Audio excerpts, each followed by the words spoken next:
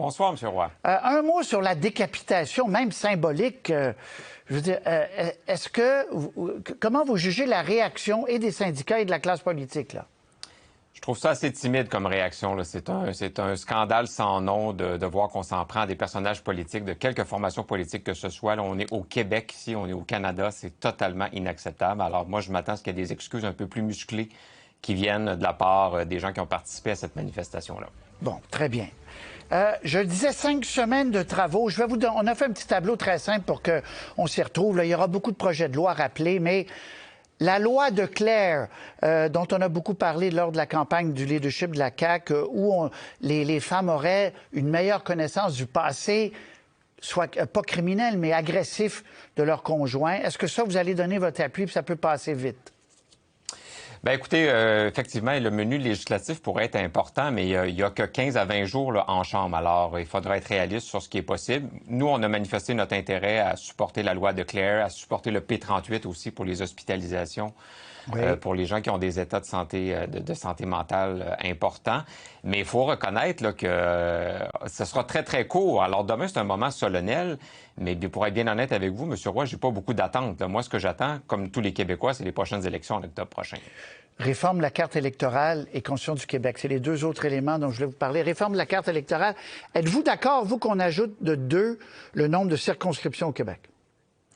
Alors, écoutez, il y a eu des discussions entre les différents partis. On verra ce que le gouvernement décide de faire demain. Moi, je suis quand même assez inquiet de la situation en Gaspésie par rapport à l'immensité du territoire qui serait couvert par une seule circonscription. Alors, encore une fois, on va voir ce que Mme Fréchette aura décidé demain. Mais moi, je pense je serais favorable à cet ajout-là, effectivement. Très bien. Donc, ça pourra aller de l'avant. On verra les conservateurs et Québec solidaire. Oui, ça prend l'unanimité. Hein, comme ça vous prend savez, l'unanimité pour celui-là. Vous avez tout à fait raison. Constitution du Québec, est-ce que vous allez trouver un terrain d'entente pour appuyer le projet de Constitution? Après avoir entendu Francis Véropa, là, tout le monde en parle hier, qui a tellement bien expliqué le manque de consultation sérieuse de ce projet-là, moi, je vois pas de marge de manœuvre dans les 20 prochains jours du calendrier parlementaire pour une loi qui transcende autant ce qu'on est comme Québécois. Ça a été bâclé dès le départ. Alors nous, on n'a pas l'intention de supporter le projet de loi 1 du ministre Jolin Barrette. Je peux pas être plus clair que ça. Très bien. Le dossier numérique, de santé numérique. Mme Fréchette, ce matin, a lancé une vidéo en disant on a donné le feu vert. Vous, est-ce que vous voudriez faire une pause ou vous dites il faut quand même continuer, essayons? Bien, écoutez, ça va prendre plus qu'une vidéo de la première ministre pour me convaincre et rassurer tout le monde. Parce que comme pharmacien, je suis en faveur, évidemment, de la numérisation là, dans le système de santé. Ça fait longtemps qu'on attend.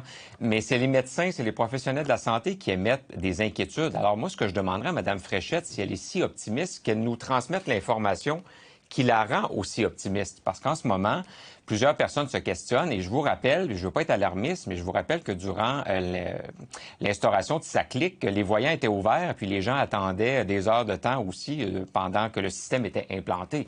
Alors, je pense que les craintes sont légitimes et il faut écouter les professionnels de la santé autour de ce dossier-là.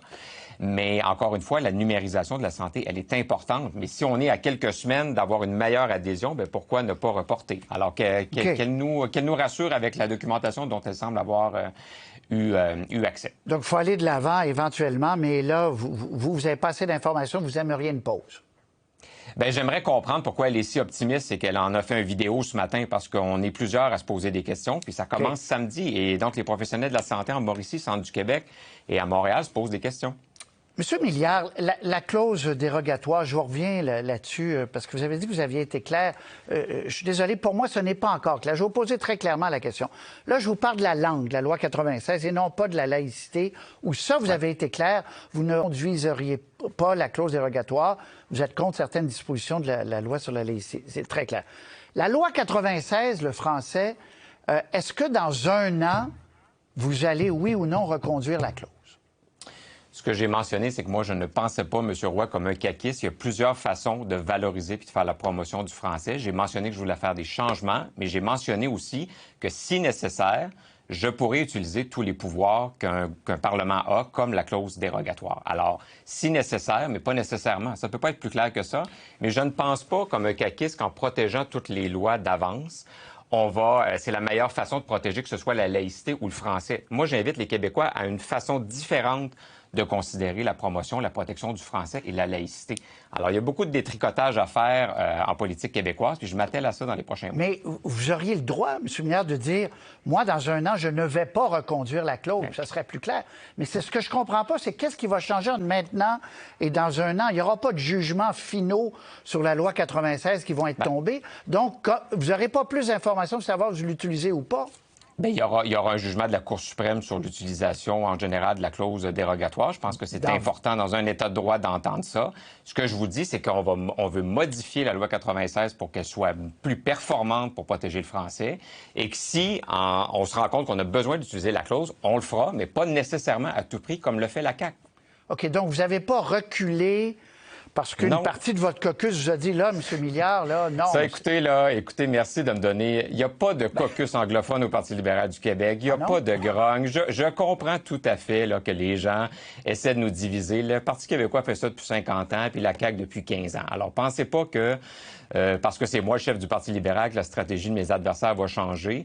Je vais protéger le français, je vais protéger la laïcité de l'État, puis je vais en plus remettre les finances publiques en ordre. Alors, c'est la meilleure offre en ville qu'on a en ce moment dans les partis politiques au Québec. Bonne session qui commence. On verra en 5 semaines qu'est-ce que les parlementaires en général auront le temps de faire. Merci de nous avoir parlé. Merci, à bientôt.